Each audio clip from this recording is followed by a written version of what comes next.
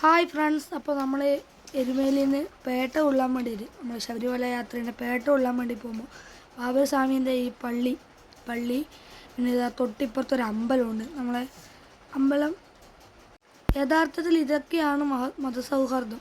ഇതാ ഇപ്പുറത്തെ പള്ളി, തൊട്ടിപ്പുറത്തെ അമ്പലം. അപ്പോൾ ഈ അമ്പലത്തിൽ പോകുന്ന ആൾക്കാർ പള്ളിയിലും കൂടി കയറിയിട്ടേ അമ്പലത്തിലേക്ക് പോകുന്നുള്ളൂ. അത് കഴിഞ്ഞിട്ടാണ് പേട്ട കൊള്ളുന്നത്. പേട്ട കൊള്ളി ഇതാ ഇതിൻ്റെ ലൈറ്റിങ് കാര്യങ്ങളെല്ലാം ഇങ്ങനെ ഡെക്കറേഷൻ ലൈറ്റാണിത്. ഡെക്കറേഷൻ ലൈറ്റ് ഇത് രണ്ട് അമ്പലത്തിലും ഇതാ പള്ളിയിലും ഉണ്ട്. പള്ളിയിലാണ് അലങ്കാരം കൂടുതൽ, അമ്പലത്തിലും കുറവില്ല. അപ്പം നമ്മളിപ്പോൾ ഇങ്ങനെ പേട്ട കൊള്ളാൻ വേണ്ടി റെഡിയായി നിൽക്കലാണ്. നല്ല രാത്രിക്കൊരു 3 മണിയാകുമ്പോൾ നമ്മൾ ആടെ എത്തിന്. 2:30 സമയമാകുമ്പോൾ നമ്മൾ ആടെ എത്തിന്.